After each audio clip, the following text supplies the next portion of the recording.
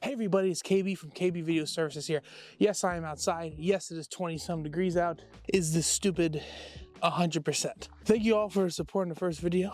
I appreciate it. We got plenty of DMs and comments and people are very excited. So this new video is cheap versus expensive gear, especially in our industry. I have some things out here from various stages of my career that we're gonna go through. I'm just gonna give my examples on it. But before I say anything else, if you like a piece of gear, whether it is $50 or $5,000, and you know you love this piece, you know exactly how you use this piece, get it. Don't let me talk you out of getting any piece of gear for good or bad reasons. This is more so just my advice for someone who's sitting there, they don't have a lot of gear, or they're trying to figure out what pieces of gear to buy next. Sorry, I was adjusting my microphone. I'm doing this with a lav. Might be a different sound.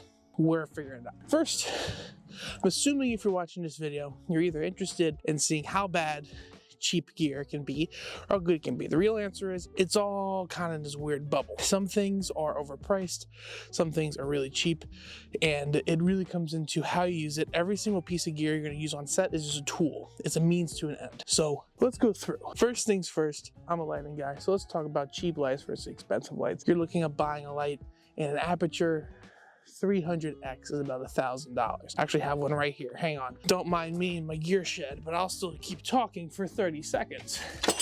Which you know I won't. Okay, we're back. So you're looking for a piece of film gear. An aperture 300X like this, it's probably gonna cost you about $1,000 at best, right? If you're trying to get into lighting, or if you're a camera person, you need some lights, you need something that's better, like to point and shoot. You're not trying to be a gaffer for a whole truck. You only want to spend $1,000 on it.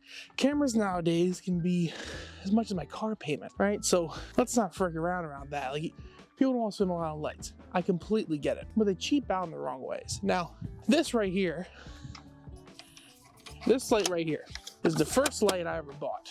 I knew I wanted to do lighting. I just kicked the camera. My bad, y'all. This is the first light I ever bought. I knew I wanted to do lighting, and I knew I needed lights to do lighting. I went to Stevenson University, and their cage had a lot of tungsten. Nothing against tungsten. I quite like tungsten. I own a bunch of tungsten. However, it's when you don't know how to use gels too well, especially in the first baby months of your career, you wanted something that you could turn on, didn't heat up, didn't burn your hands, and could get the effects you want. You wanted that cool blue moonlight shooting through a window. These ran about at the time. A 2-pack was like $300, and it came with stands and everything. I still have the stands. Now, if I'm sitting here and you're looking to get a starter light, I recommend getting a newer 660 RGB. No, to be honest with you, it's kind of garbage. It's not actually like complete garbage. I'm not saying there's uses for it. I would never use these things again. They sit collecting dust. If anything, I just throw them on Facebook Marketplace and get $50 for the batch of them. But some of my first things ever lit was with them. And then I've only used it on one other occasion on the short film I worked on called Reconnecting, and a short film called And Then There Was. I used them both to make fire effects because for whatever reason, the newer fire effects were interesting. Am I going to return them on again? Probably not. I have better things to do. I'm a better gaffer than I was when I was using those. And that's the issue of cheap lights.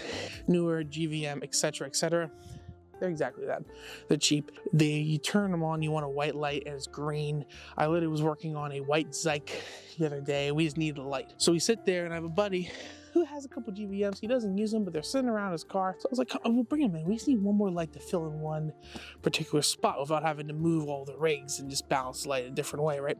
That's all we could do, a cheap fix. He turns it on. This thing is so green, you'd think you played for the New York Jets. Like, it is incredibly green. And it's like, the amount of effort we would have to do to make it not green is not worth the effort. Now, if you're just starting out, if you're in film school, does that matter? No, but cheap lights aren't really going to ever get you far. However, if you are going to go cheap, there are some things you can go cheap with. This light right here is an Amaran 60D. When I saw, I didn't know about Amaran for the longest time, but now I do.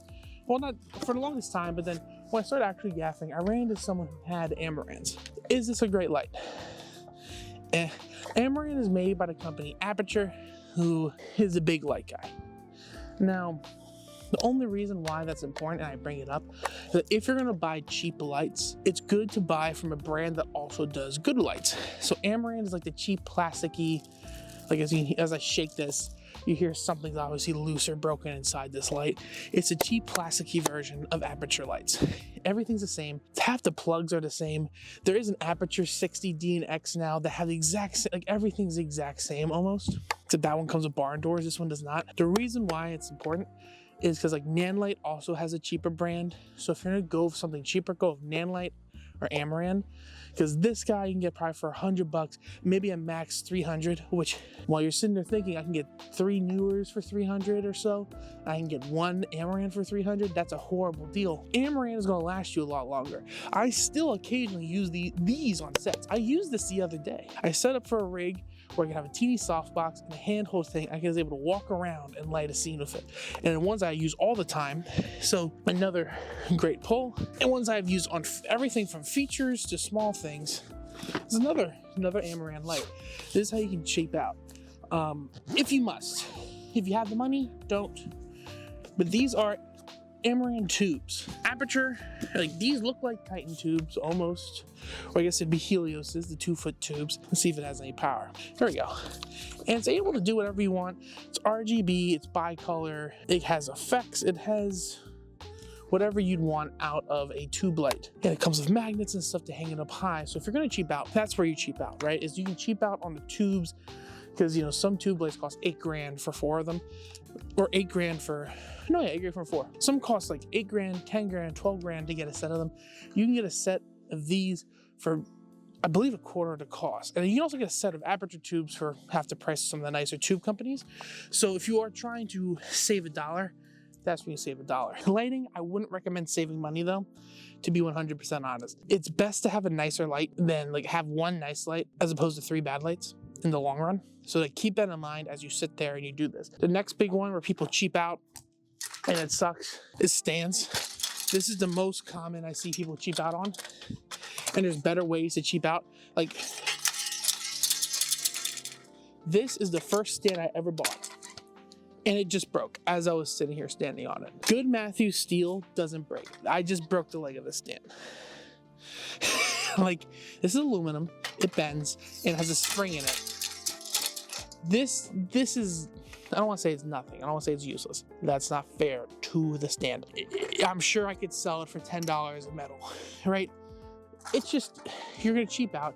Stand's gonna give out. I just put my foot on the big leg. Meanwhile, here is a Matthew C stand that I bought used for the same price I bought that stand. I bought that stand from Flashpoint for about $100. I bought this stand used for $100 from a guy who was retiring.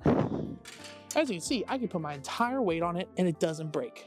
That's not the main thing though. This steel will last forever. I can guarantee that this stand will outlive my career. It just will. And you can save money by going for a cheaper stand. You just get a used one. You don't need to buy new stands. New Matthew C stands like $300. I'm not saying buy $300 stands. What I'm saying is you can get used ones and they'll do the job just right. Like this is how you cheap out if you're gonna cheap out on gear at all. You can't just sit and cheap out on gear. Like same with buying lights. Oh, you don't want to spend all that money on the Amaran? I bought this yellow Kino Flow LED, this guy. I bought this for the exact same price as the Amaran 60D. I bought it for the exact same, dollar for dollar. So, and it works perfectly fine. It has a hint of magenta to it. It's a much better light. It's larger, it's bigger, it's softer. I'm able to use it much more than I am even the 60. So that's the moral of the story, is there's nothing wrong with trying to save money on gear. Everyone does it. Gear can be very expensive and get very expensive very fast. And when you're trying to build things, I even go into cameras when you go into different debates on lenses. However, while it's best to be cost effective for your kit and only get things that are going to work and work within your budget, I think it is important to realize that some things that you buy, like this stand, are nothing but a piece of trash. And from someone who's bought cheap stuff because I'm just trying to fill out my kit as fast as possible and I don't care the cost, you will regret it. Because now I have another trash stand back there I didn't even bring up. These things just sit and sit. Oh, I don't want to I don't want to take my hat off. We're gonna have to go back to this just to add a light. There we go. Screw it. All right, bro. Hat off for the next couple of seconds, y'all. Hat off. because I want y'all to see me as I get into finishing stuff. I am doing this late at night after a set, so apologies. But when you're trying to cheap out on things and cut corners, when you're trying to build out your kit, especially in the lighting department, just don't. I know that's like a very privileged thing to say because it is a lot of money to get into this career. So I'm not sitting here gonna say anything crazy like what you need to do is, there you go. Sorry about that, guys. I had to take my hat off. It's getting a lot darker. So I'm gonna wrap this up for y'all because I want to keep these under like 15 minutes at best. Cheap versus expensive gear. I showed y'all some examples of where you can save, where you can't save. You can save on getting some nicer, cheaper lights. If they're made by a reputable brand, it's kind of the plastic worst version. Stands, you can get used gear. Same with sandbags. Sandbags, you can get used. I mean, these are two different, but a new 35-pound sandbag and a used 15, they both weigh the same weight as long as there's not holes in them. And that's how a lot of these pieces of gear end up going, is as long as they're not broken and harmed, you can get them used from reputable marketplaces. You can even go on Facebook Marketplace and get some stuff. I've got an Apple box from Facebook, but you can go to DMV Gear Exchange Facebook group and get a lot of gear for relatively good cost, especially if you're trying to get into camera and lenses and stuff, because those can get really expensive real fast. I'm not going to speak on getting cameras used because I don't know it as well, but you can get used lights for the same cost as brand new ones that are probably going to last you a lot longer and be better. Stands will last 100, 200 years if taking care of any level and semblance of respect. So that's where you can save money. Just don't buy junk. And a lot of this cheap stuff, it's junk. And even if you like you can use it in a very specific circumstance, or you're a film student, the second you're out of film school and you're trying to make money with your kit, whether it's a camera or a light, if you sit and you buy, I had a Canon M50 forever. If I sat and told people I was a DP for Canon M50, they would laugh, and I'm not nothing. Save the money. You don't need to rush to buy any gear. You're never in a rush to buy gear unless you have a gig tomorrow that needs that item, and then if you do, go rent it. It's gonna be cheaper to rent it than try to buy something overnight or get a worse item and try to have it replaced. So take your time, save your money, get the right gear, and when you're trying to cut corners, just go to reputable places like B&H section, DMV Gear Exchange if you're in the DMV area. Most other cities have a used gear exchange as well. Don't cheap out. Don't be that guy with flashpoint C stands or newer C stands, and then you try to put too much weight on them and they fall apart. Don't sit there and get bad lights and everything's too green and you have to fix it in post. Spend the money. Get the better gear. All right, y'all. That's it for this one. I'm gonna get my hat on. I got stuff to do, places to be, but I'll see y'all in the next one. Ciao.